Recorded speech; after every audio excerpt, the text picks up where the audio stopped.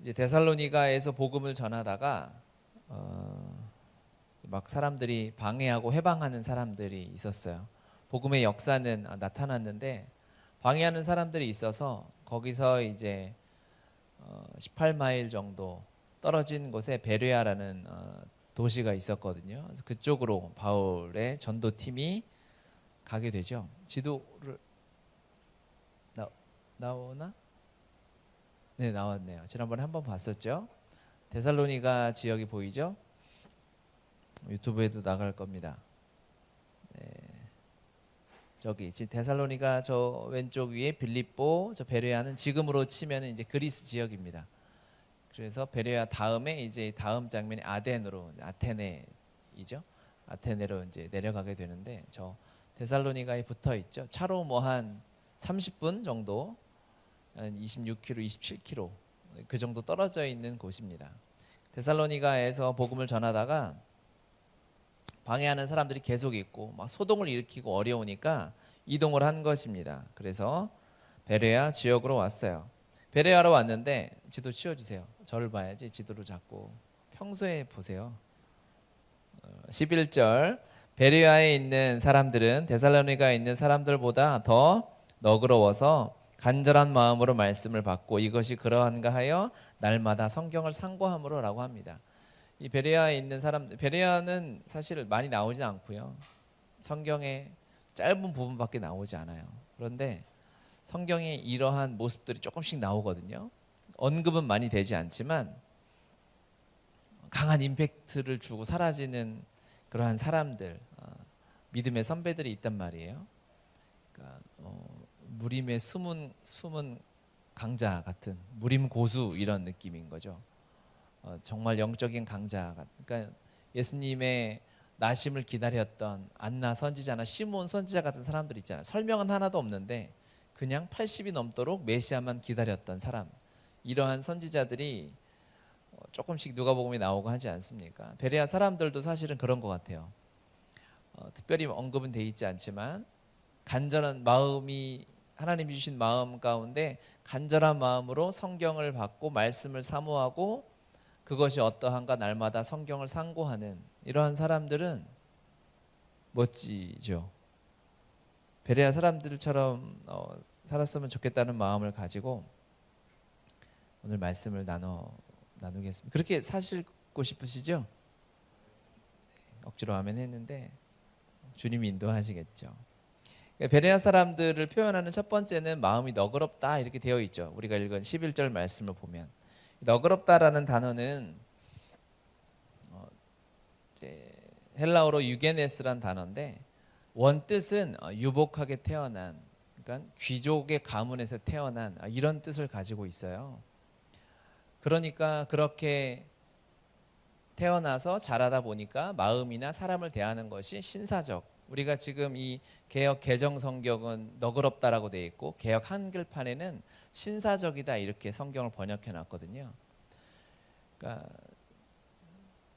데살로니가에 있는 사람들보다 훨씬 말씀을 대하는 태도나 이런 것이 신사적이고 귀족적이고 교육을 잘 받은 그러한 모습이 베레아 사람들에게 있었던 거예요. 그러한 태도 가운데 간절한 마음, 열심이 있다, 열정적이다, 열망이 있다 이런 단어인데요. 베레아 사람은 태어날 때와 똑같이 태어났겠죠. 귀족이 태어날 때 다르게 태어나지는 않잖아요. 그냥 천민의 자식으로 태어나는 것과 귀족의 자녀로 태어나는 것이 태어날 땐 똑같아요. 그런데 자라는 환경이 다른 거죠. 귀족의 자녀라고 태어날 때 뭐 금목걸이라고 태어나고 그러진 않잖아요. 태어나자마자 해줄 수는 있어도 태어나서 베레아 사람들이 자라왔던 환경이 잘 갖춰져 있고 문화나 교육 수준이나 이런 것이 데살로니가에 있는 사람들보다는 조금 높았던 것 같아요. 그래서 하나님의 말씀이 선포되어질 때 그것을 더 간절한 마음으로 받고 더 내 것으로 만들려고 노력하는 모습들이 있었다는 거죠. 그렇게 생각하면 조금 불공평해 보이기도 해요. 그렇지 않아요? 데살로니가에 있는 사람들은 말씀을 받은 사람도 있지만 막 소동을 일으키고 쫓아내는 사람들이 있었는데 베레아는 그런 모습이 없었어요. 오히려 베레아에서는 말씀을 잘 듣고 있는데 데살로니가에서 이 바울의 일행을 거부했던 사람들이 쫓아와 가지고 베레아까지 쫓아와서 베레아에서 다시 아덴으로 가게 되는 거거든요. 그러니까 데살로니가에서 귀족이다라고 하면 우리가 출생부터 금수저, 흙수저 이렇게 얘기하면 너무 불공평한 것처럼 느껴지잖아요. 느끼세요? 불공평해요. 딱 보고 그런 생각이 들지 않으셨어요? 베레아인 사람들은 태어날 때부터 마음이 너무 좋아 보이는 거예요. 그래서 하나님의 말씀이 선포되어질 때 잘 받아들이는 거죠.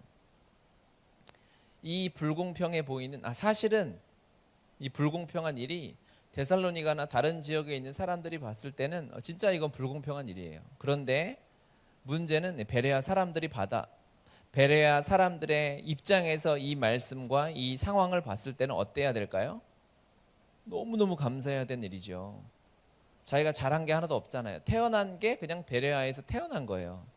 그랬더니 그 도시와 문화와 환경의 조건이 좋아서 율법을 잘 가르침을 받고 이제 바울을 통해서 복음이 선포되어지니까 열정적으로 반응하고 내 것으로 삼아서 갈 수 있게 된 거예요. 데살로니가나 다른 지역에 있는 사람들은 불평할 수 있어요. 이해가 됩니다. 물론 지나서 보면 하나님의 뜻과 계획하심이 다 있기 때문에 지금을 불공평하게 느껴지는 것도 나중에 다 감사하게 되겠죠. 그런데 베레아 사람들은 어때야 하나요?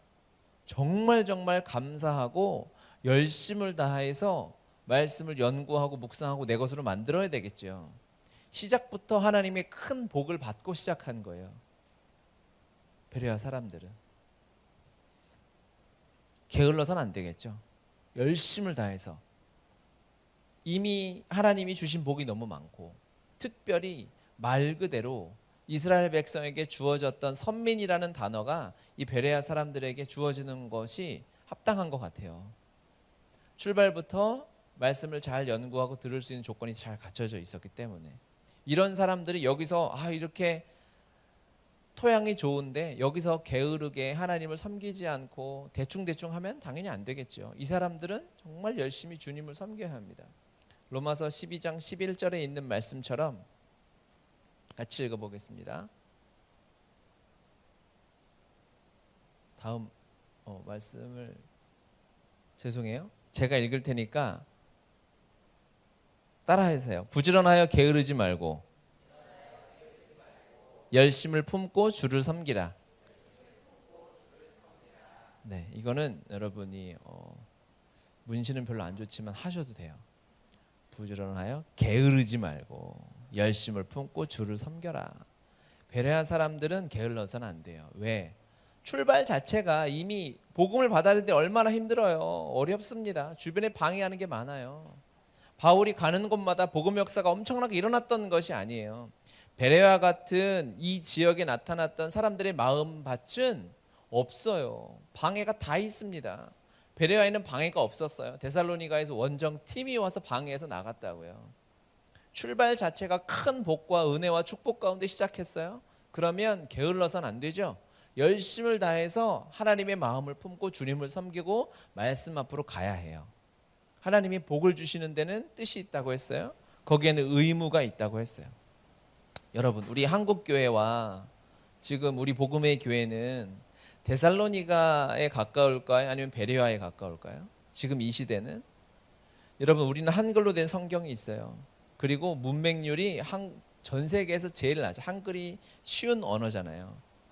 그러니까 한글로는 모든 나라의 말을 다 표기할 수 있잖아요. 한글이 과학적인 언어고 성경을 얼마든지 읽을 수 있죠. 들을 수 있죠. 여러분이 정신지체가 없으니까 암송할 수 있죠. 또 유튜브를 틀면은 정신지체 분들을 비하한 건 아니에요. 여러분들 게으르지 말라고 지금 제가 혼내는 거예요. 유튜브를 틀거나 어디를 우리가 돌아봐도 성경 공부할 수 있는 책과 강의와 영상들이 엄청나게 널려 있어요. 우리는 베레아에 훨씬 가까운 시대와 그 은혜와 복을 받고 지금 살고 있어요. 동의하십니까? 동의하셔야 됩니다. 그렇죠? 그러면 우리는 그냥 대충 해서는 안 되는 거예요. 하나님이 주신 그 사명감을 가지고 이곳에서 이미 출발 자체가 여러분 같이 태어났는데 여러분 여기서 차로 2시간만 올라가면 북한에 태어날 수 있었잖아요. 비행기 타고 몇 시간만 가면 여러분 인도나 그런 말레이시아 그냥 빈민촌에서 태어날 수도 있었어요. 그곳에서 주님을 물론 하나님이 계획하심이 있어서 우리가 그곳에서 태어나도 예수님을 알게 되고 예수님을 나의 구주 하나님으로 영접하게 되겠죠. 우리를 사랑하시니까. 그렇지만 우리 이 땅에 태어나게 하셔서 말씀을 알고 예수님을 알고 복음을 만나고 마음껏 찬양하고 예배하고 더 하나님께 가까이 갈 수 있는 환경을 열어주셨어요. 이건 말 그대로 엄청난 복이에요. 이걸 여러분 이러한 예배와 이러한 성경을 기도조차 하지 못하는 사람들이 세상에 수십억 명이에요. 성경 하나 갖겠다고 기도하는 것이 은혜라고요. 여러분 주님을 알지 못하고 살아가는 수많은 영혼들이 열방에 널려 있지 않습니까? 그렇다면 우리는 어떻게 해야 될까요? 우리가 하나님을 향한 태도가 주님을 우리가 잘 섬기고 있는가? 말씀을 얼마든지 듣고 사모하고 읽고 암송할 수 있는데 내가 그렇게 살아가고 있나? 고개를 반성하면서 숙이시는 거죠. 주무시는 건 아니죠. 여러분 우리를 돌아봐야 됩니다. 우리가 이 책임을 다하고 있나? 여러분 이건 책임이 있어요. 우리에겐 이 의무와 책임감을 가지고 성경을 대할 그 마음의 자세가 갖추어져야 합니다. 이 책임을 다하지 않으면 누군가는 피해를 보게 되어져 있어요. 나 혼자 내가 하나님의 은혜를 누리지 못하고 끝나는 것, 나 혼자 이 세상을 하나님의 영광과 말씀 안에 살아가야 하는데 그냥 내가 못 사나 보다 정도로 끝나지 않아요. 그리스도인은 그렇지 않아요. 그리스도인은 영향을 끼치는 사람이에요. 하나님의 은혜와 말씀이 여러분의 삶에 있기 때문에 여러분이 만나는 사람 알게 모르게 우리를 통해서 그리스도의 향기가 흘러가게 되어져 있다고요. 그렇기 때문에 우리는 하나님의 말씀을 열심을 다해 집중해서 공부하고 암송하고 묵상하고 살아내야 할 의무가 있어요. 이 책임을 다하지 않으면 저는 역사의 죄인이 될 수도 있겠다라는 것을 지난주에 깨달았어요. 거창하긴 한데 얼마 전에 신문 기사를 하나 봤거든요. 네, 신문 기사 잘 안 보이시죠? 나중에 찾아보세요. 이게 제목이 뭐라고 되어 있냐면 광주의 5월 제대로 담지 못한 기사 40년 만에 바로잡습니다.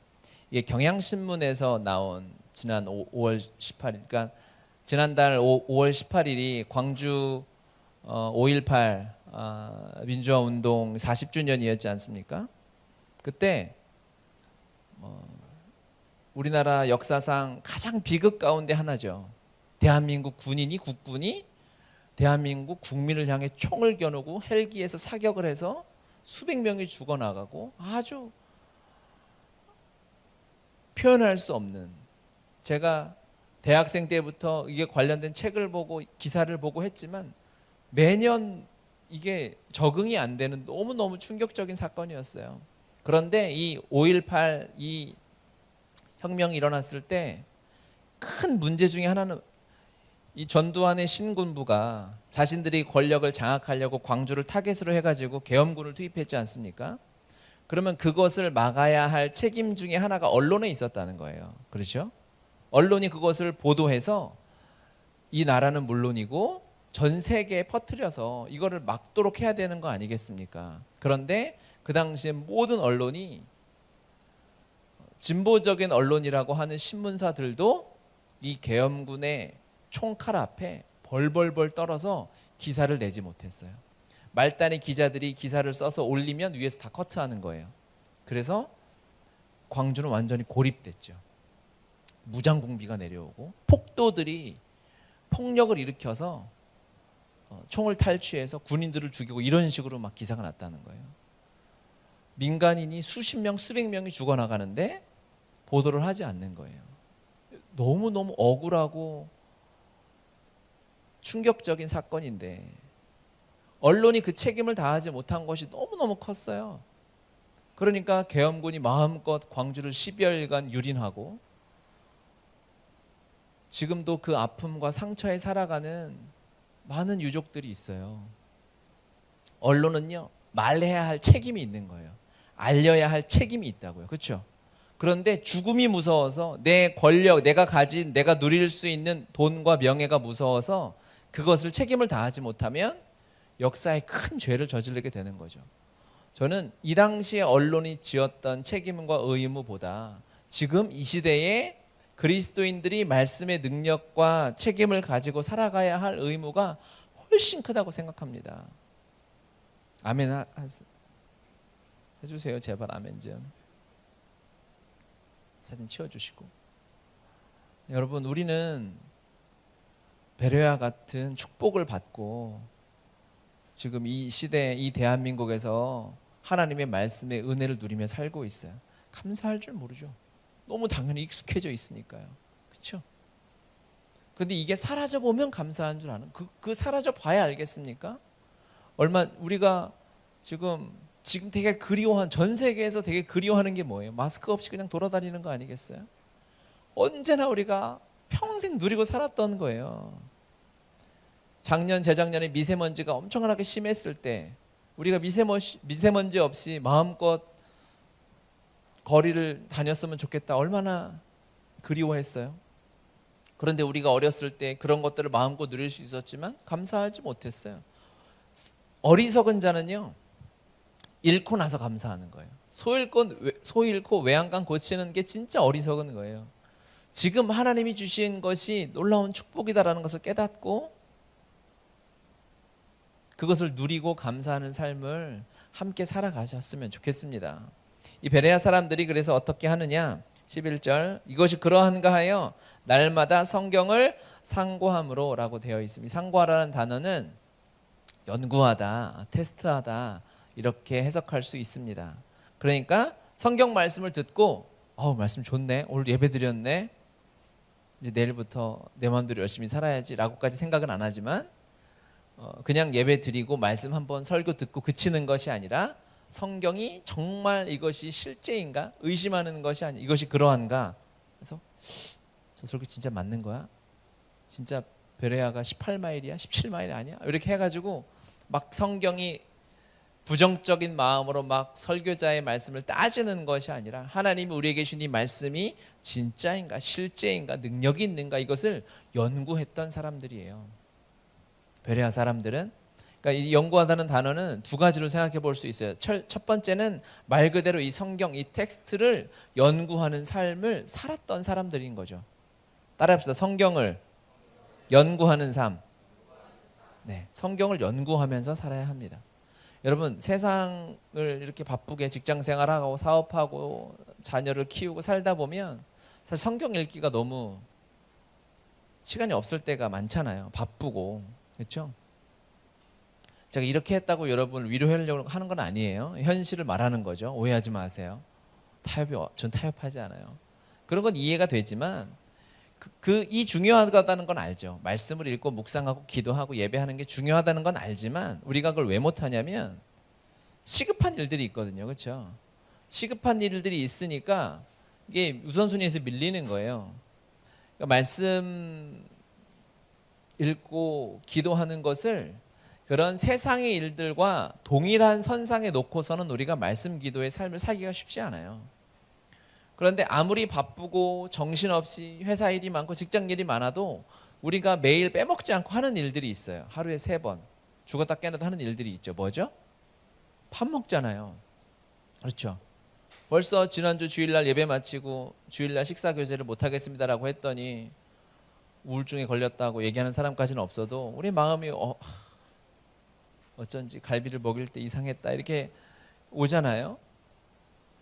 밥 먹는 건 우리가 일로 생각하지 않아요. 우리가 살아야 하기 때문에 당연히 해야 되는 일입니다. 이거는 내가 회사 일과 밥 먹는 거를 무엇이 중요하냐라고 물어보는 것 자체가 질문이 웃긴 거죠. 하나님의 말씀은 우리의 영적인 양식이죠. 이것을 먹어야 우리 영이 살아요. 밥을 먹지 않으면 여러분 화가 나죠. 짜증내고 무기력해지고, 영적인 것도 사실은 마찬가지입니다.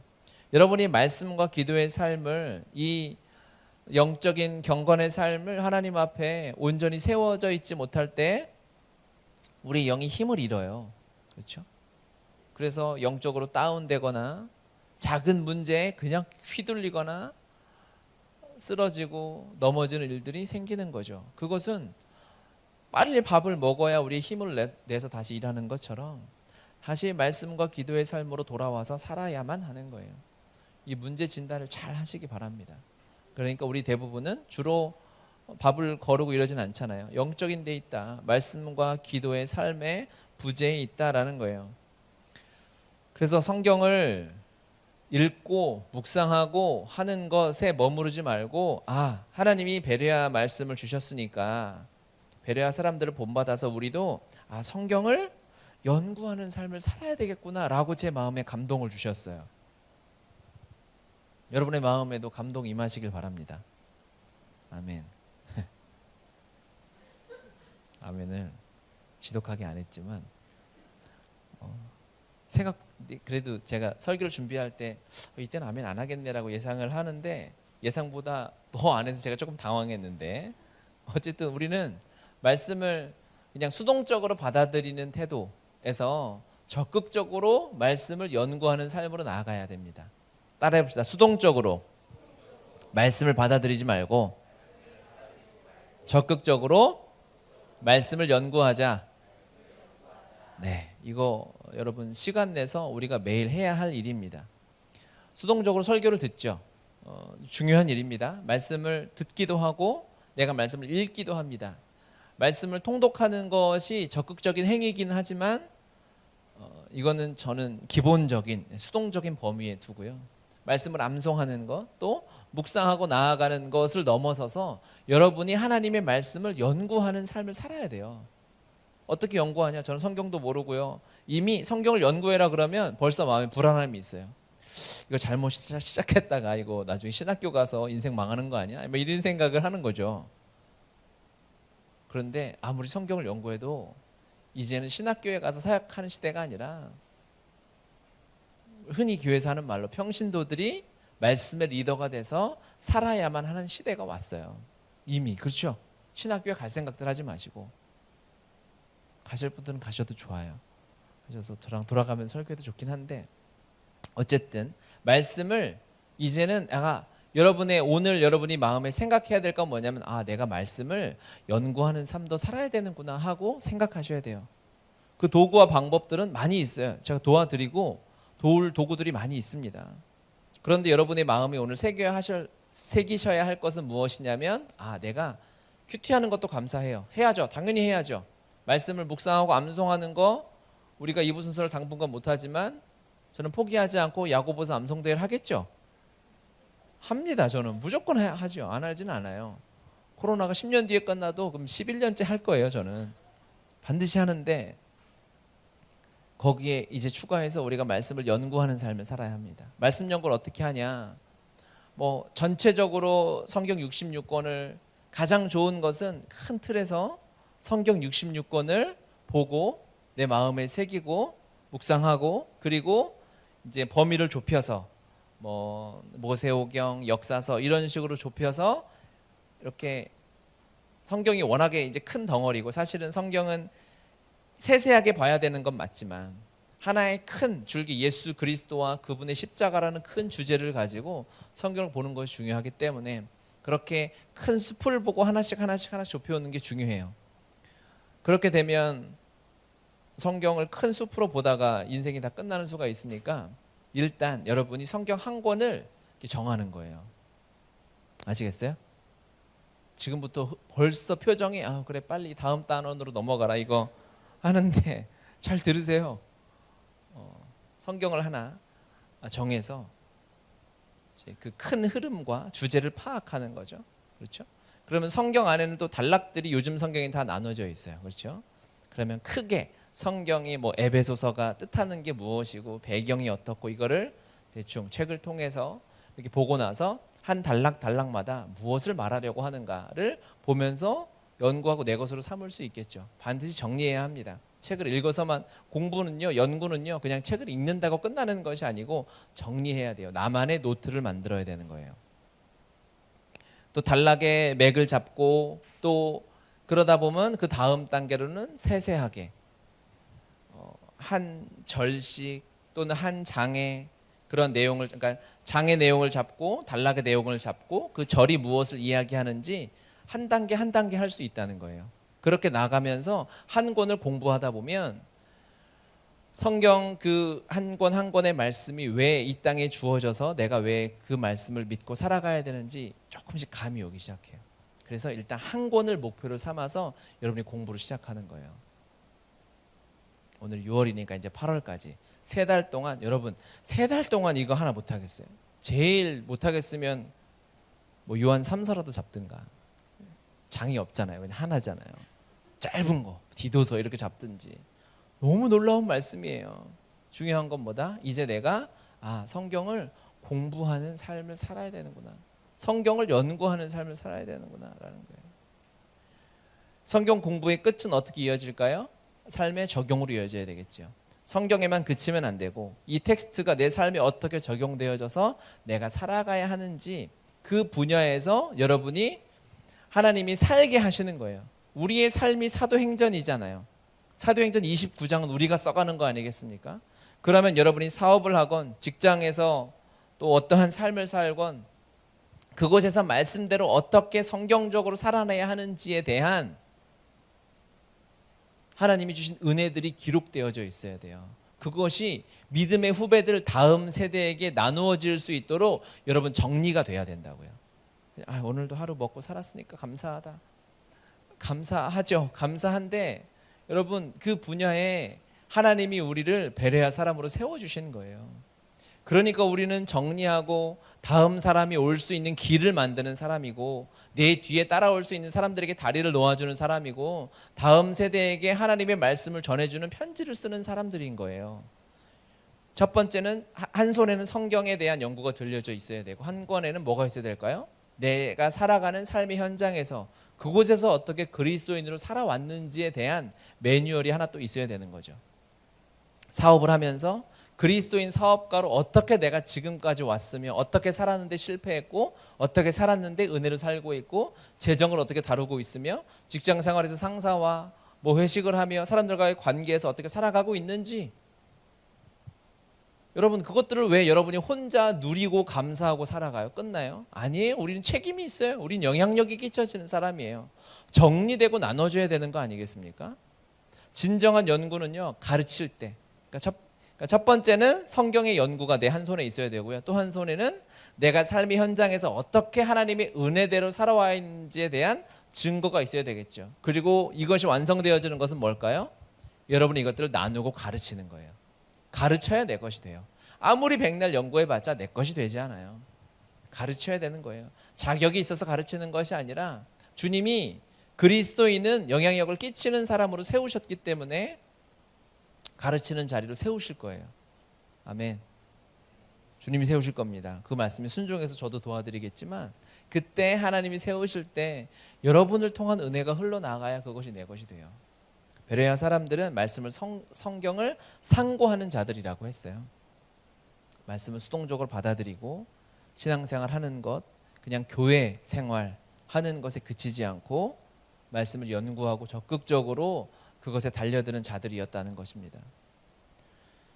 분위기가 갈수록 다운되어져 있지만 예상했어요. 제가 이렇게 하루 이틀 사나요? 저도 평생 훈련하며 살았는데 12절 13절 같이 한번 읽겠습니다. 그 중에 믿는 사람이 많고 또 헬라의 귀부인과 남자가 적지 아니하나 데살로니가에 있는 유대인들이 바울이 하나님의 말씀을 베레아에서도 전하는 줄을 알고 거기도 가서 무리를 움직여 소동하게 하거늘. 아멘.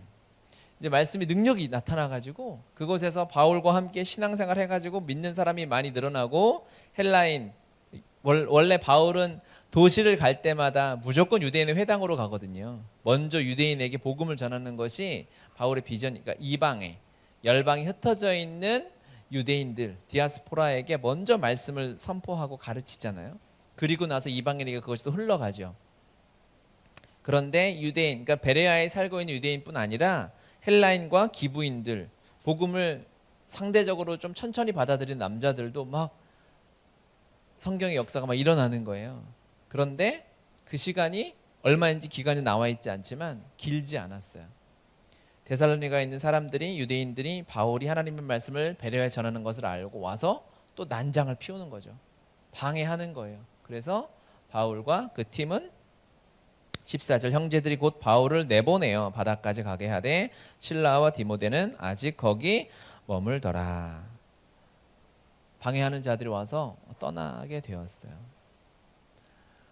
바울과 함께 하나님이 주시는 이 놀라운 축복과 기회 안에서 말씀을 연구하고 함께 기쁘게 말씀 안에 살아낼 시간이 많지 않았어요. 기회가 주어졌을 때 잡지 않으면 대적들이 와서, 방해자들이 와서 하지 못하게 하는 거예요. 그 방해는 어떠한 방해일 수 있을까? 우리 삶에 일어나는 모든 것이 바로 이 데살로니가에서 온 유대인들이라고 표현되어져 있는 것에 함축되어져 있는 거예요. 갑자기 내 삶에 사고가 생길 수 있어요. 누가 아플 수 있습니다. 사업에 감당할 수 없는 문제가 생길 수 있고 내가 병이 걸릴 수 있어요.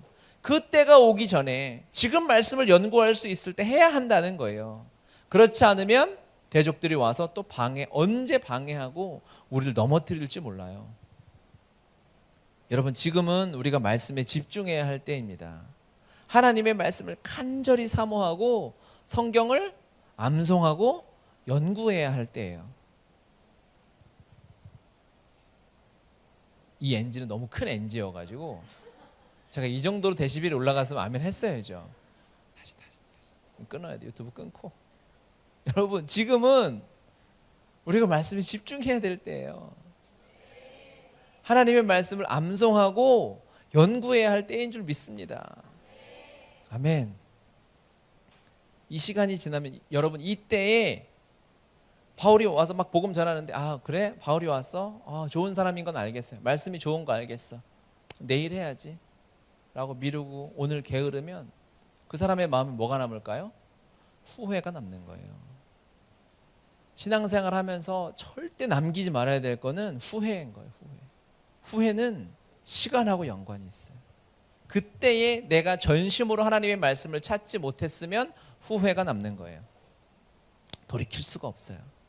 먹는 거는요, 나중에 살 뺄 수 있잖아요. 어려운 건 알지만 가능합니다. 불가능하지 않아요. 그런데 그 시간에 그때 하나님의 말씀을 살아내지 못했다면, 내가 6월 7일 날 오늘 오후에 하나님의 말씀대로 살아내지 못했다면 그 시간은 돌아오지 않아요. 그 다음 시간, 나머지 시간은 살아낼 수 있지만 안타까운 거예요. 하나님께서 오늘 말씀을 주시면서 저에게 주신 마지막 결론은 뭐냐면, 후회하는 신앙생활 하지 말자 하는 거였어요. 한 번 사는 인생, 한 번 사는 삶, 한 번 하는 순모임, 한 번 드리는 예배, 후회 없이 주님 앞에 나아가자. 그랬더니 제 안에도 여러 가지 결단들, 주저주저 되는 것들이 있잖아요. 그런데 후회하지 말자. 하나님이 시간을 주셨을 때 기도하고 하나님께 더욱 전심으로 나가자 라는 결론이 제 안에 내려졌어요. 어제 근 한 40일 만에 언하 집사님하고 통화를 했습니다.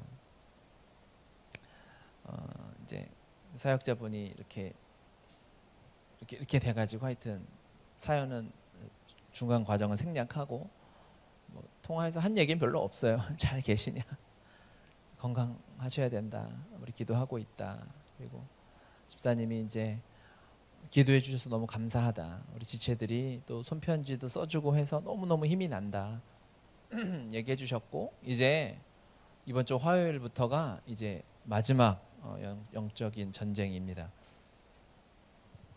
이제 일주일, 화요일부터 일주일 동안 빠르면 이제 다음 주 주일날은 이곳에서 언하 집사님과 함께 예배를 드릴 것이고, 예상하기로는 그 다음 주에 함께 예배 드릴 수 있을 것 같은데, 그동안에 우리가 마음 다해 정말 다니엘 기도하고 함께 금식하고 기도해서 왔잖아요. 그런데 이제 이번 일주일은 정말 이제 최후의 전쟁인 거예요. 진짜 마음 다해서 기도해야 되겠구나 라는 마음을 주셨어요.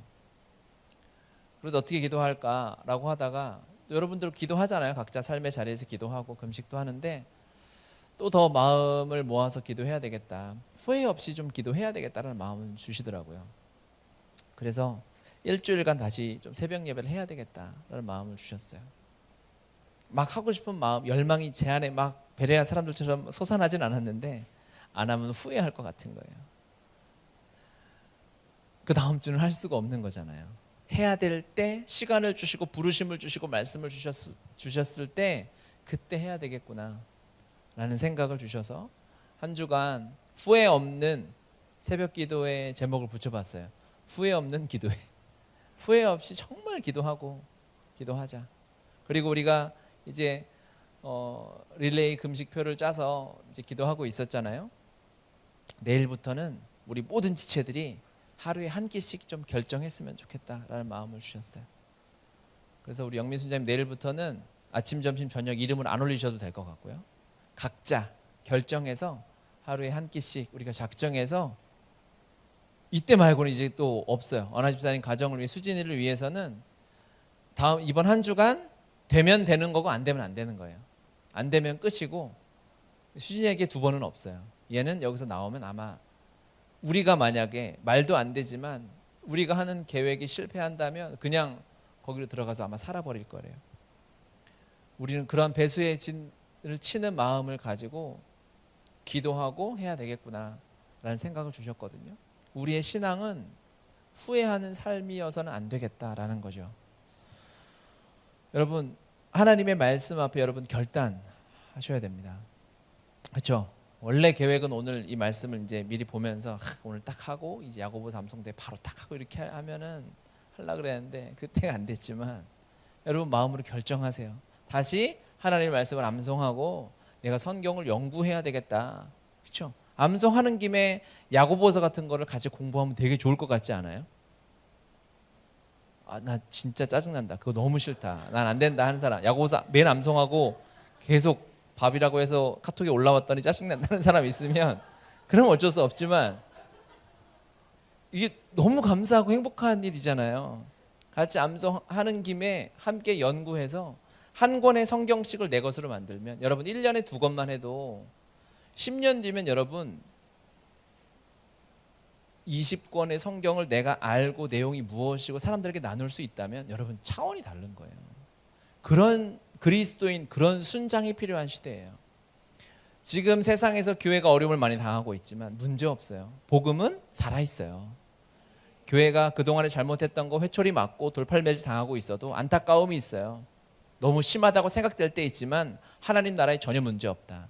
온 우주가 다 달려들어서 교회를 무너뜨리려 해도 복음은 살아있어요. 이때 진짜 교회가 일어나는 때인 줄 믿습니다.